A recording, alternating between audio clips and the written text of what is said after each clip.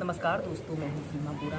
दोस्तों, आज हम आपको बालों से जुड़ी समस्याओं जैसे बालों का असमयी सफ़ेद होना, बालों का अत्यधिक गिरना और डैंड्रफ होना, बालों का पतला होना जैसी समस्याओं को दूर करने वाले कुछ लाभकारी अभ्यास बताएंगे। इससे पहले आप कपालभाति प्राणायाम और अनुलोम विलोम प्राणायाम को कम से कम 15 मिनट अपनी दिनचर्या में शामिल करें और दिन में कम से कम 4 से 5 लीटर पानी पिएं। शरीर में पानी की कमी को ना होने दें और इन अभ्यासों को अपनी दिनचर्या में शामिल करें।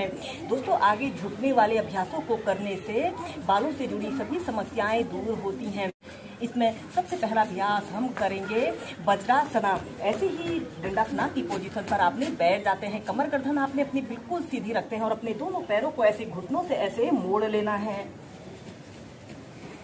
ऐसे घुटनों से ऐसे मोड़ लेते हैं और ऐसे आपके पैर के अंगूठे एक दूसरे को स्पर्श कर रहे हैं और आपने दोनों हील के बीच में ऐसे बैठ जाते हैं और अपने दोनों हाथों को ऐसे अपने घुटनों के ऊपर रखते हुए एक आरामदायक अवधि के लिए कम से कम इस अभ्यास को आप 10 से 15 मिनट सुबह के समय, शाम के समय या दिन में किसी भी समय इस अभ्यास को प्रैक्टिस करें। इसके बाद हम नेक्स्ट अभ्यास करेंगे डाउनवर्ड फेसिंग डॉग। ऐसे ही वज्रासना की पोजीशन पर आपने बैठ जाना है और अपने दोनों हाथों को जमीन पर ऐसे रखते हुए ऐसे टेबल टॉप की स्थिति पर आते हैं और श्वास छोड़ते हुए ऐसे ही डाउनवर्ड फेसिंग डॉग की पोजीशन पर आते हैं।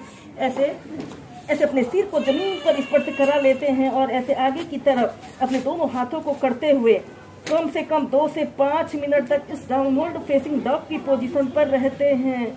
ये अभ्यास को करने से हमारे शरीर में ब्लड सर्कुलेशन हमारे सिर की तरफ हो रहा है। श्वास लेते रहें और श्वास छोड़ते रहें।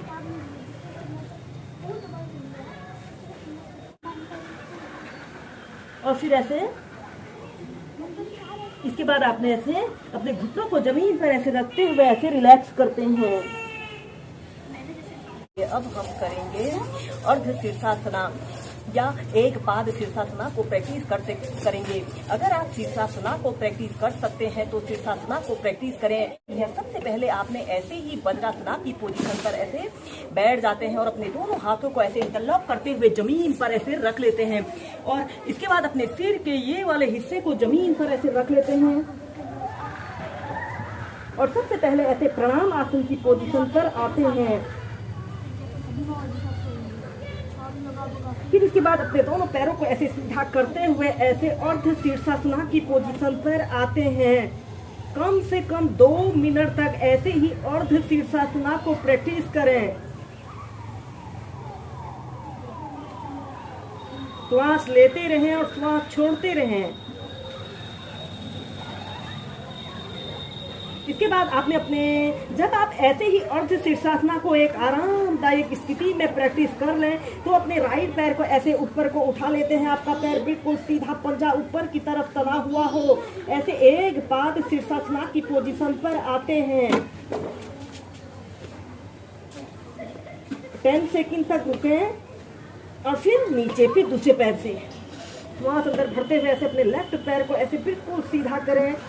अगर आप शीर्षासना को प्रैक्टिस कर लें तो शीर्षासना को भी प्रैक्टिस करें। जो लोग शीर्षासना को प्रैक्टिस ना कर सकें वह इस अभ्यास को ऐसे ही प्रैक्टिस करें।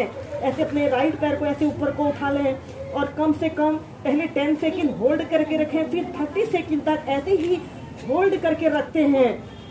इस स्थिति में अपनी दोनों आंखों को खोल कर रखते हैं और फिर नीचे।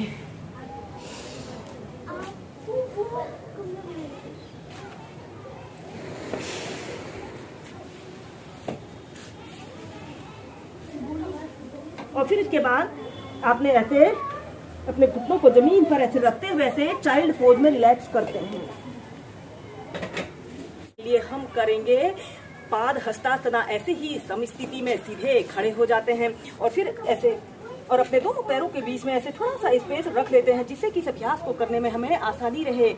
श्वास अंदर भरते हुए ऐसे अपने दोनों बाजुओं को ऐसे अपने कान के पास सटाते हैं और ऐसे श्वास छोड़ते हुए ऐसे आगे को झुक जाते हैं। अपने दोनों हाथों को ऐसे अपने पैरों के पास रखते हुए ऐसे अपने सिर को ऐसे अपने घुटनों के पास ऐसे लाने की कोशिश करें।